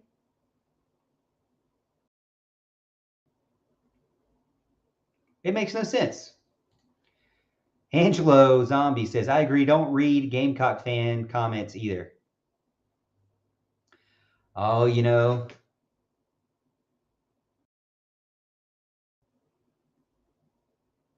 well, we'll give them their time, right? We'll give them their time. They deserve their little win, right? Their big win.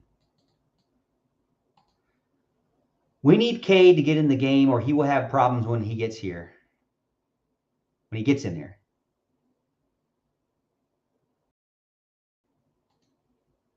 We need to let someone go. Can't lose to the Gamecocks. Again, I don't know if that's the best idea. I understand. I don't know. Do you have any charts on the success of the bubble screen for us? Is it 1 out of 500? We should remove the play altogether out of our playbook. I haven't done any bubble screen things. That'll be something I can do in the off season, I guess. Maybe I can start that now. By the way, is anybody going to the ACC championship game? Let me know because I am, in fact, going to the ACC championship game.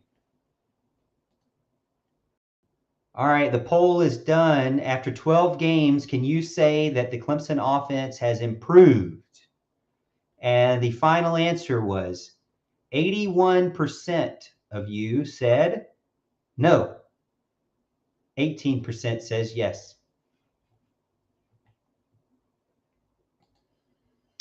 I'm really sick of the excuses the offensive staff ain't it. The Dabo needs to make some tough decisions because I don't care if they're nice, good people. We need good coaches. By the way, with that being said, let's go to look at some of the interviews from today. How about that? Let's get an interview. Let's get some interview. Let's look at what Brandon Streeter had to say. Let's see what Brandon Streeter had to say today. Pulling up Brandon Streeter. Coach, By the way, I will mute my mic, and you might not be able to hear the questions And that's just not my fault. That's just the way it is. The questions, they usually don't ask them into the microphone, but the coach's answer will be in the microphone. Not a great day. What do you put some of the offensive ineptitude in the second half too? Yeah, we just were really sluggish in the second half, and we couldn't move the ball. We had, I believe, 250 yards in the first half, and just really, really struggled being consistent. Whether it would be just missed plays, we had missed throws, missed drops. Obviously, the passing game was non-existent most of the night, so it was a really tough day at the office. Really tough day. With the passing game being non-existent, did you think about making a move at some point? No, DJ's been our leader, man. He's been a guy. Hey, there was a lot of drops tonight. That ain't freaking DJ's fault. There's other people on the field, It's not just DJ. DJ ran his ass off tonight. Tight ends, what was going on they were doing? They seemed like they took those away from you guys. Yeah, we probably should have done a little bit better job of getting them into the game plan more so. We just didn't get them the ball. We had some calls that were trying to get them the ball, and they played certain things that kept us from doing so. And they're a talented group, They're a talented group, but we just didn't get them the ball enough. Tried to a little bit at the end there, and we overthrew one, and just tough deal. So. It seemed like they brought a lot of extra pressure. Was that something that you expected out of them? They actually didn't really bring the pressure a whole lot until the second half, if I recall correctly. They played a ton of man coverage, and they just did better than we did as far as playing man coverage, and we didn't win in man. We didn't make the plays that we need to make in man coverage. We ran the ball well. I felt like we just didn't play good enough at all in the passing game. That's really what really made us struggle tonight. Like I said, I think we rushed for a decent amount of yards, but you got to have both. You got to be able to be balanced. And I know our passing percentage was really, really low tonight, which is not the norm. We had a pretty decent percentage coming into the game. Got to give credit to them, man. They were the better team today. They were the better team. We had a bad day, and that's our responsibility as coaches to get it right. And that's what we're going to do. We're going to come back to work on Monday or tomorrow and get it fixed and move forward. I was going to ask, how do you bounce back from this for next week? Well, it's just like any other adversity that you have in your life. You got to respond to it. The best way to respond is to bounce back, turn the page, and you find out who the leaders are. You find out who the leaders are whenever it's not smooth sailing all the time. We won 40 in a row in this stadium. Nobody else has done that. So I wish it was always perfect, and dang, it sucks today. It really does. But man, we got a ton left to play for. Obviously, we're going for the title, while a lot of teams are going to be sitting at home watching. So we have an awesome opportunity that our players are going to respond to and bounce back quick. Yeah, I was going to ask how much does it help knowing that you do have a game next week. You don't have to sit around for it. Yeah, a lot. It really, really helps. When you can come back quick and turn the page quick and get ready to focus on somebody else. How frustrating is this, Brandon, to come in here and feeling favored and feeling confident? Now you're behind, and you couldn't make anything you had in the second half. Yeah, it's really frustrating. We had two really good games coming into this game. We had a lot of confidence. We really did, and we just didn't execute like we needed to, and we didn't finish plays that we needed to, and so we just got to get back to doing that, getting back to do the little things, holding on to the ball security. I know two of them I think were in special teams, but those still are offensive guys. Those guys gotta hold on to the ball, and that would help a lot with our field position in a couple of those scenarios. I know that last one was tough, and hey, listen, Antonio has made so many plays for us this year. All right, that stuff's gonna happen. All right, but but there's no excuse for it. It's just, hey, we got to bounce back and continue to teach and continue to mentor and continue to fix the issues and get back and get back to work. Shipley was doing good though on running the ball, and then some other guys, the team was working pretty well on the offensive side of the running ball. Yeah, we did. We ran the ball well. We were, trying to do a lot of misdirection stuff, and so a lot of reads for the quarterback, and DJ had a lot of reads there, and we're running hard, and I thought we were blocking them up pretty good in the first half. Second half, they moved around a little bit more, and might not have been quite as successful on some of those things, but really it just comes down to the execution and making some of those plays that we need to make, some of the routine plays we were not making tonight, and that's gonna get you beat.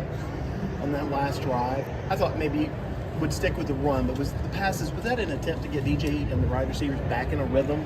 Yeah, definitely. I mean, I think we needed to try to get the ball to our tight ends too, and yeah, I mean, we wanted to be able to get that confidence back so that we could go try to finish the game and finish it the right way and finish it with a score, it just obviously didn't work out. What's the mood in the locker room? Pretty upset, pretty disappointed. I mean, it's a game that you look forward to for the whole year.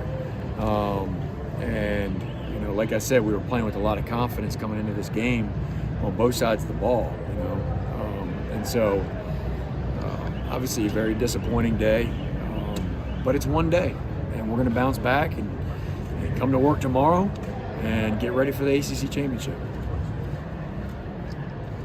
Thanks, Coach.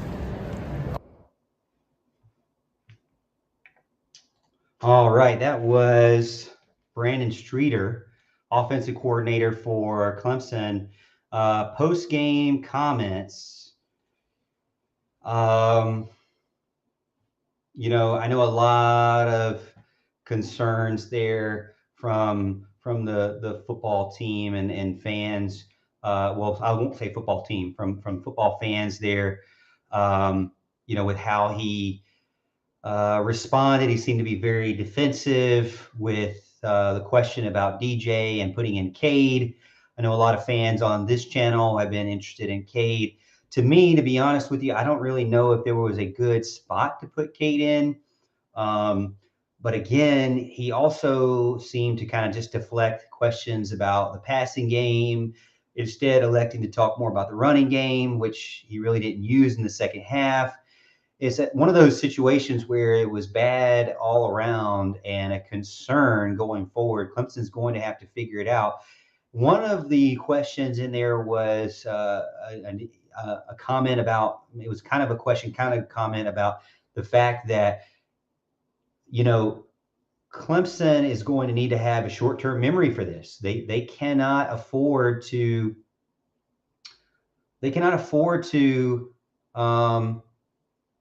let this linger. The worst thing Clemson can do is make this one loss into a 2-loss or a 3-loss situation.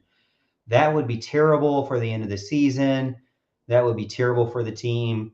And again, I think that you can pitch it in a way that, hey, yeah, really, I know a lot of the Gamecock fans in the chat want to make fun of me for this, but really, Clemson, was up by 9 points for the majority of the game, and take away the just continued terrible turnovers and fumbles, and go back to what you were doing good in the first half.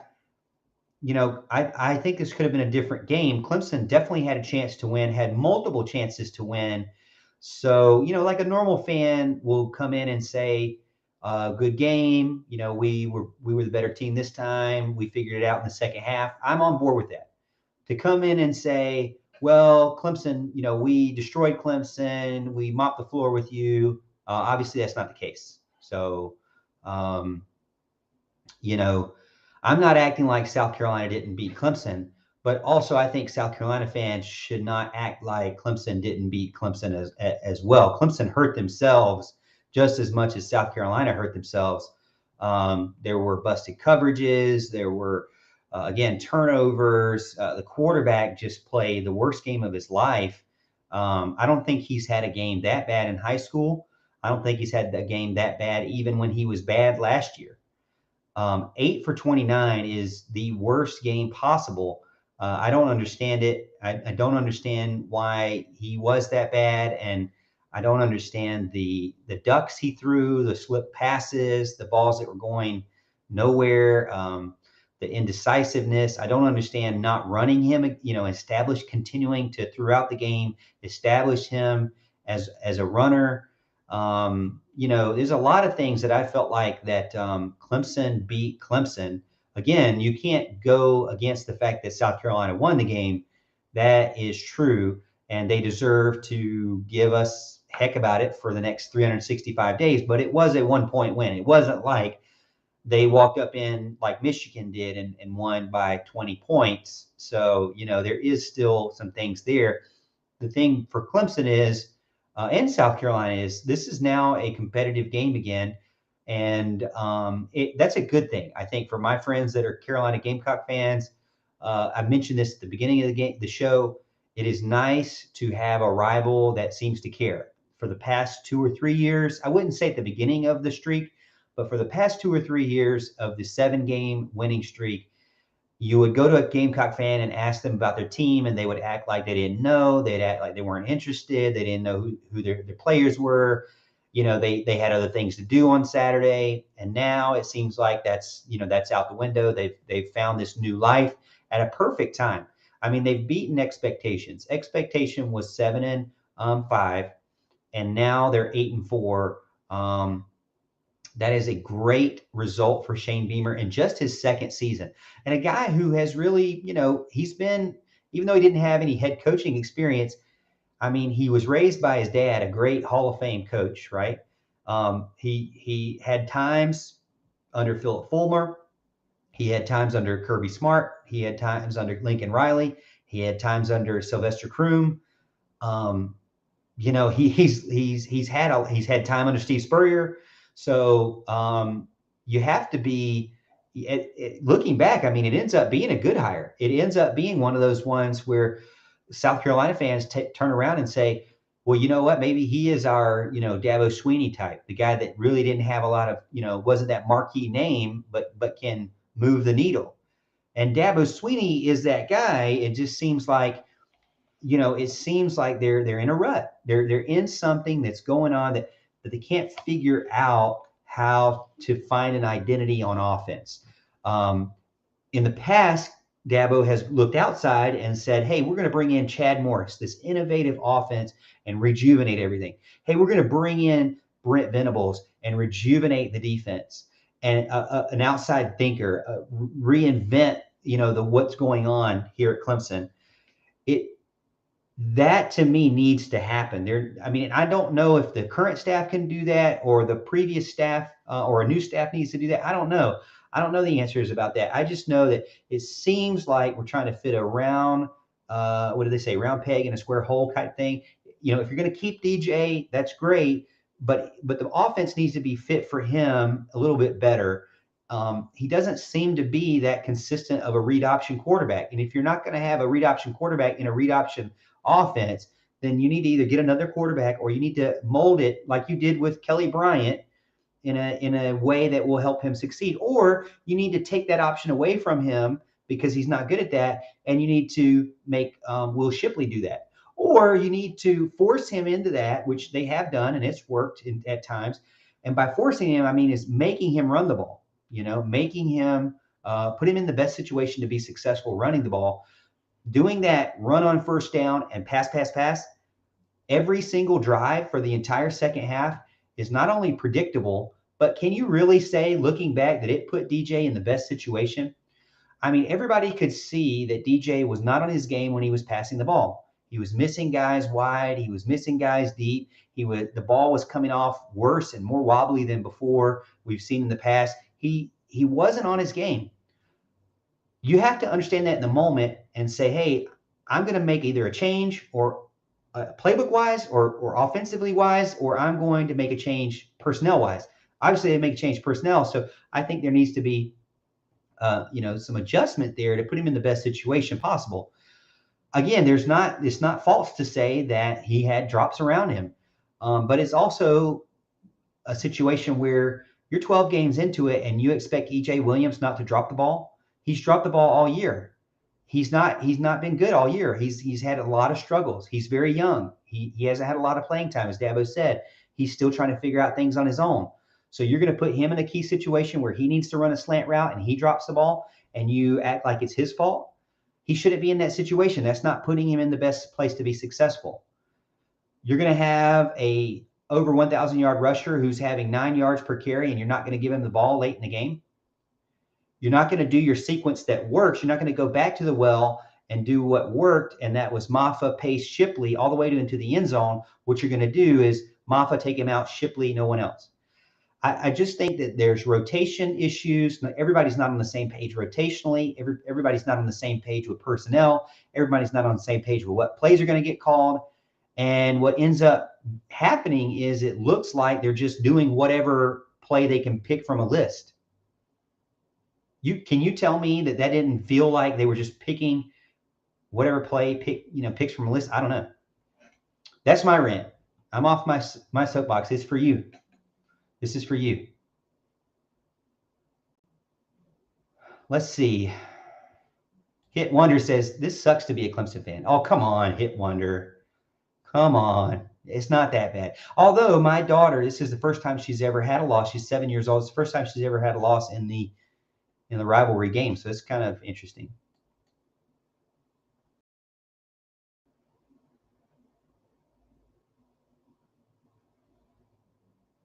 What does DJ do well in the past? I haven't seen anything. I think DJ, obviously he has a cannon of an arm. He can flick the ball and go 50, 60 yards, no problem. But they don't really have plays where they roll him out and have him chuck it down the field. They don't have misdirection plays enough that are deep down the ball or down the field. And when they do it once, every 15 plays. Well, you only get 2 of those a game. And if both of them are covered, then, you only had 2 opportunities and you're done. So I don't know if he's always in the best situation to use his strengths. When he is running the ball, I think Clemson opens up altogether. But, if that gets shut down, then it hurts.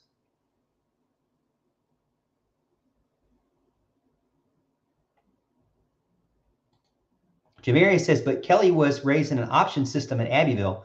I think Kelly Bryant was in a system where, I don't know about Kelly Bryant's, overall like upbringing, but what I will say is that, again, he was confident, and that's a big factor of being the head guy.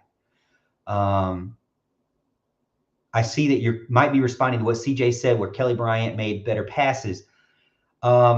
I don't really know. I mean, I haven't really compared the 2 guys, so I can't really say. But what I can say is that it seemed like the offense was molded around Kelly Bryant a little bit better than it is for DJ. That's my opinion. John says, I want to know what DJ has on Dabo. To be so blindly loyal and not give Cade a fair shot blows my mind. Either he's too stubborn not to be wrong in the DJ experiment, or there's more to the story. I don't know. I think that's a little bit of reading into it. I think that fans want there to be more to the story than there really is, and all that kind of stuff. I think DJ is genuinely trying as hard as he can, and he has a certain ceiling that we have seen. I think that for me, it's hard to say when you would put him in. If you were going to put him in this game, I think you would have needed to put him in the game before too. I don't think, looking back, they really had many opportunities to put Cade in because they were up by 9 majority of the game. And then they were still up late in the game. You would have had to put Cade in again in a fourth quarter situation, in his own end zone situation. And I don't think it would have been any better.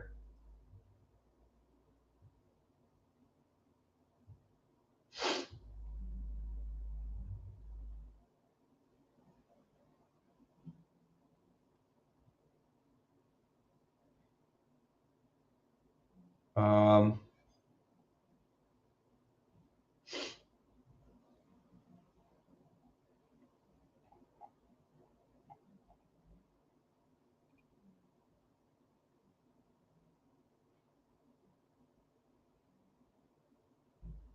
trying to look through this chat here. Alonzo Kincaid is doing a really good job there.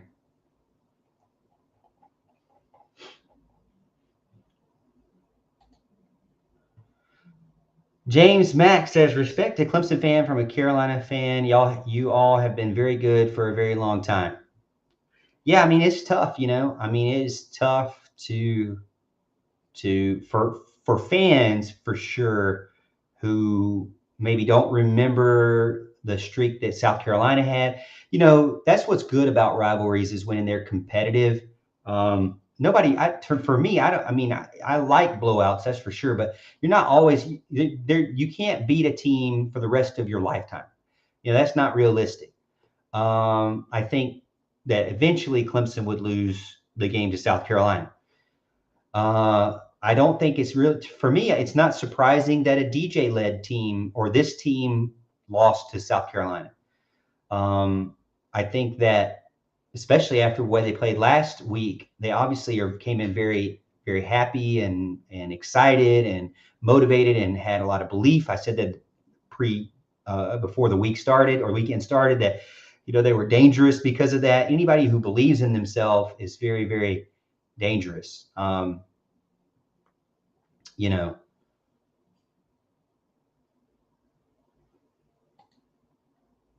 but James, I appreciate that. I mean, I have plenty of Carolina Gamecock friends. So, while I always want to win, I would love to win every single game.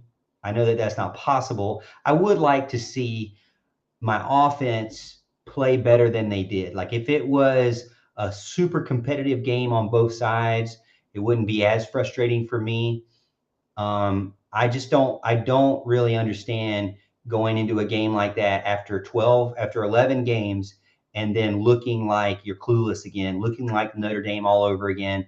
And especially starting the game, looking like you had a clue and then all of a sudden like losing that. That doesn't make any sense to me. Kelly Bryant went to Wren High School. That is true.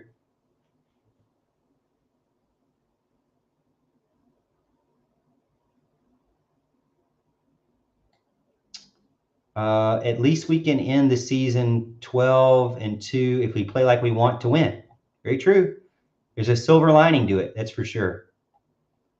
All right, everybody. Hey, I'm at my 2-hour mark. This is where I end the live stream. I really appreciate everybody who got on and was a part of the show. But I have to go to bed. It's my bedtime. But yeah, I really appreciate everybody getting in. Again, it's been a long day. Hopefully you got everything off your chest. I didn't get to everybody in the chat, so I'm sorry if I missed you. I look forward to the ACC championship game against North Carolina because there's still goals on the table. It does hurt that South Carolina won the game and beat Clemson by 1 point. It does hurt that Clemson seemed to not know what to do in the second half and have literally no answers on offense. It does hurt to see that Will Shipley wasn't used and some of the strengths were ignored by the offense and also that the defense was stuck out there to dry for so long. The same kind of story has been going on for the past 2 years, though, and it does get frustrating, that's for sure. But there's one thing that is always true, that no matter what, rain or shine, win or loss, every day is better than a day being a Gamecock fan. Go Tigers. And as always, Tiger fans, I'll see you at the top of the hill.